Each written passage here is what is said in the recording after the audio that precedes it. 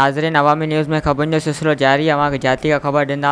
सजावल ڀرسان union councillor Ali बहर जे ॻोठ الھبچايو वेझ ॻोठाणन चनैसर वेझ अमानुल्लाह भान गुलाम रसूल वेझ ऐं ॿियनि पारां ॻोठ जे औरतुनि ऐं मर्दनि एहतिजाज कंदे चयो त असांजे शहर में मुख़्तलिफ़ मज़दूरियूं करे गुज़र सफ़र कंदा हुआसीं, पर लॉकडाउन सबबि कारोबार बंदि थी वियो आहे, जंहिं सबबि असां बेरोज़गार थी विया आहियूं। हिननि चयो त हुकूमत पारां कोरोना वायरस खां बचाव ऐं कोरोना वायरस जे फैलजण खे रोकण लाइ लॉकडाउन त कयो वियो आहे, पर बेरोज़गार थियल मज़दूरनि जी सार न लधी वई आहे, जंहिं सबबि असांजे घरनि में फाका खुशी आहे। असांजा मासूम ॿार ऐं असां बुख वेगे बेहाल थी विया आहियूं ऐं हाणे असांखे कोरोना वेगे मरण जो डपु न आहे, बल्कि असांखे हाणे बुख वेगे मरण जो डपु आहे। हिननि चयो त हुकूमत पारां मिलियल राशन बि असांखे न मिलियो आहे, जंहिं सबबि असां मजबूर थी एहतिजाज कयो आहे। हिननि चयो त असां सिंध हुकूमत ऐं ज़िले इंतिज़ामिया समेत वस वारनि खे अपील था कयूं त असांजी माली मदद कई वञे त जीअं असां वधीक फाका खुशी खां बची सघूं। वधीक ख़बरनि ऐं तफ़सील जे लाइ विज़िट कयो असांजी वेबसाइट awamiNewsHD.com ऐं ॾिसंदा रहो